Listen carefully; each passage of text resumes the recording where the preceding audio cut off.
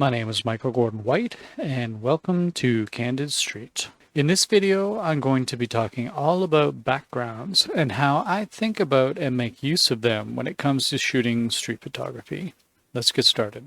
When we are out in the city taking pictures, or more appropriately making pictures, we typically find ourselves in busy locations surrounded by lots of people.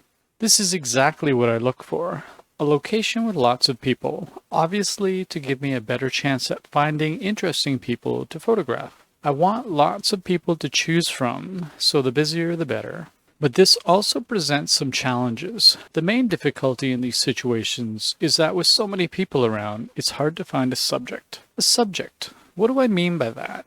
I like to think of it as the overriding point of interest in an image. And for an image to have any meaning or message or anything worth taking a few seconds to look at, this subject needs to be immediately obvious to the viewer, at least initially. At least enough so that the viewer will hopefully linger long enough to possibly discover that there may be further depth or story beyond the initial impression.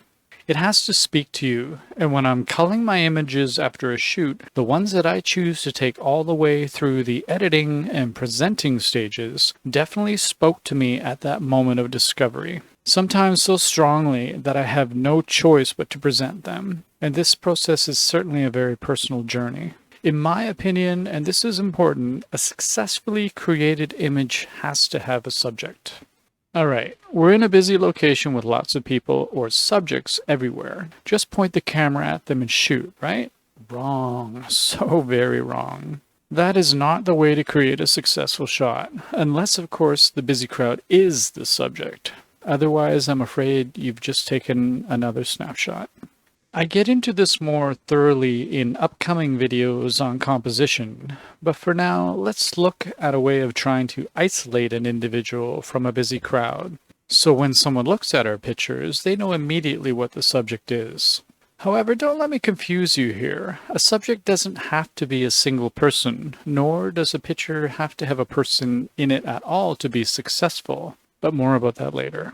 For now, let's look at backgrounds for a way to isolate, or at least give us a better chance at creating a picture in a busy crowd by removing the crowd. So what do I mean by a background?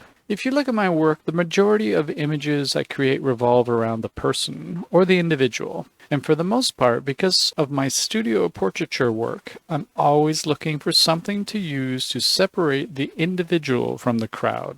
And in a big city, on any typically busy day, you'll find yourself surrounded by many people. So to get a shot of someone set apart can be really challenging sometimes, but it doesn't have to be. Lots of things can be used for this purpose, but you have to be quick to see them for the most part. People are always on the move, but for that split second, they could pause right in front of something as simple as a light pole that happens to be black and makes for the perfect dark background to frame them in. So right in the middle of a busy city, it's like I'm right back in the studio and everything else disappears and I get this shot. Backgrounds can be anything. Even the sky can be used. Shallow depth of field can also be used, at least for the way that I shoot, because I'm always locked on aperture f2.0.